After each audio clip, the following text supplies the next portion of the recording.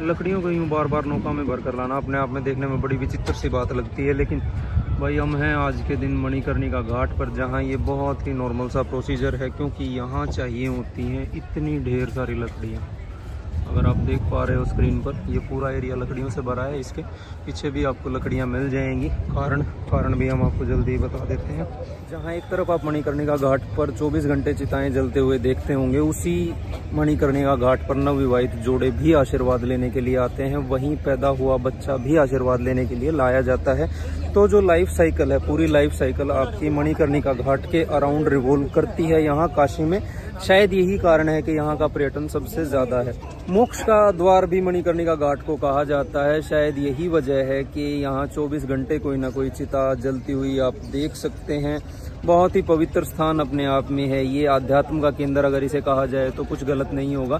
शायद यही कारण है कि विदेशी पर्यटक यहाँ हजारों की तादाद में आते हैं। आप पीछे देख भी पा रहे होंगे, नाव भरी है विदेशी पर्यटकों से। इसी वजह से यहाँ सुरक्षा के इंतजाम भी काफी हद तक कड़े किए जाते हैं। इसके अलावा अगर बात की जाए तो पीछे हमारे गंगा का तट है।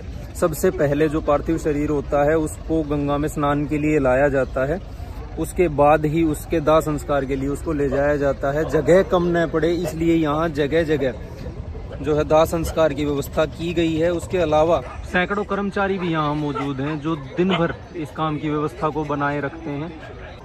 मोक्ष का द्वार होने के साथ साथ इस जगह को साधुओं और तांत्रिक आदि का घर भी कहा जाए तो कुछ गलत नहीं होगा, क्योंकि सैकड़ों की तादाद में यहाँ तांत्रिक साधु आदि आते हैं अपनी पूजा पाठ आदि के लिए। सुबह के अभी 7 ही बज रहे हैं और जलती हुई चिताएं आप देख पा रहे होंगे। वहाँ ऊपर भी इनकी अलग से व्यवस्था की गई है, साथ में यहाँ नीचे भी घाट पर भी इनकी व्यवस्था है चिताओं के लिए। और दाह संस्कार के लिए अगर आप लकड़ियों की बात करें तो यहाँ ढेर के ढेर मौजूद हैं। अगर मैं आपको दिखाऊं, हाँ एक और व्यवस्था रहती है कि लकड़ियों को तोल कर दिया जाता है, जैसा कि आप यहाँ तराजू देख पा रहे होंगे। और इसके अलावा अगर आप देखेंगे तो ये ढेर लकड़ियों का बहुत दूर तक जाता है। इधर भी अगर हम आते हैं तो यहाँ भी सिर्फ लकड़ियाँ ही देखने को मिलेंगी आपको। इधर भी, उधर और वहाँ सामने भी लकड़ियों के ढेर यहाँ खत्म होने के नाम ही नहीं लेते हैं। कार के लिए जो एक अन्य कॉरिडोर के बारे में मैंने आपको बताया था वो यहाँ मौजूद है, वो आप देख पाएंगे। अभी यहाँ भी दाह संस्कार की व्यवस्था उपलब्ध है।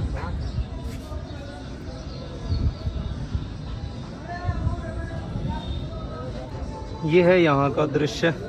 यहाँ ये मान के चलिए 2, 4, 2, 6, 2, 8 और 2, 10 शवों के अंतिम संस्कार की जगह यहाँ बनाई गई है।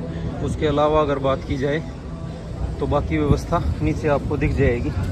ये है बाकी की व्यवस्था अंतिम संस्कार के लिए, इसीलिए इसको मणिकर्णिका कहा जाता है। और शायद यही कारण है इस जगह को मोक्ष का द्वार कहने का भी।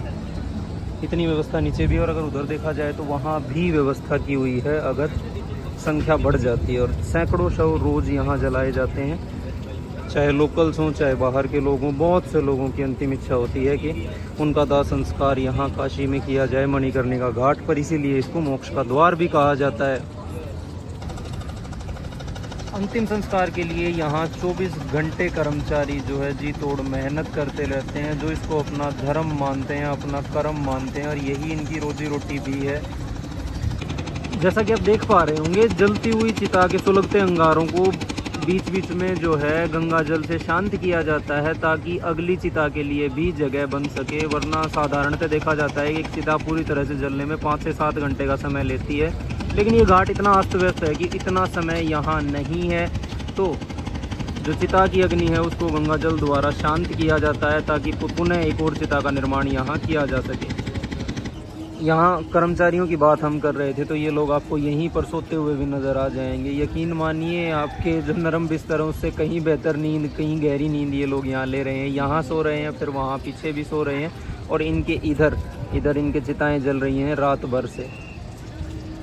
तो ये है शमशान में जो पार्थिव शरीर है उसको लाने का रास्ता। यहाँ अभी भी चिताएँ काफ़ी गर्म हैं और काफ़ी गर्मी का एहसास यहाँ हो रहा है। और अभी मैंने आपसे बात की थी यहाँ के कर्मचारियों के बारे में, तो कर्मचारी आप देख पा रहे होंगे कितने तो यहाँ मौजूद हैं। उसके अलावा कितने यहाँ सो भी रहे हैं भाई अपनी नाइट शिफ्ट पूरी करके। और इधर इनके पूरा शमशान है। कितना मानसिक सुकून, कितनी दिल में शांति इन लोगों की होगी। जो ये यहाँ चैन की गहरी नींद सो पा रहे हैं और आप अपने नरम बिस्तर पर डिप्रेशन में हैं। चिता तैयार करने, चिता को पूर्णतया जलाने व चिता को फिर से साफ करने का काम अलग अलग बाकों में बटा हुआ है। उसी के अनुसार अलग अलग कर्मचारी आपको यहाँ देखने को मिलेंगे, जो काम 24 घंटे चलता रहता है। और विदेशी पर्यटन तो भाई यहाँ कुछ ज़्यादा है ही। इन लोगों के चेहरों पर जो शिकन आती है इन लाशों को जलता देखकर, वो भी देखने योग्य होती है। इनके लिए भी ये सब कुछ वैसे ही नया है जैसे हमारे लिए एक साथ इतनी लाशों को जलते हुए देखना। तो ये था आपका मणिकर्णिका घाट, जहाँ केवल और केवल चिताएं जलती हैं। और काफ़ी पावन भूमि मैं इस जगह को मानता हूँ, क्योंकि इससे पवित्र स्थान मेरी नज़र में कोई भी नहीं हो सकता। और अक्सर मुझे तो मंदिर आदि से ज़्यादा भाई शमशान में सुकून मिलता है।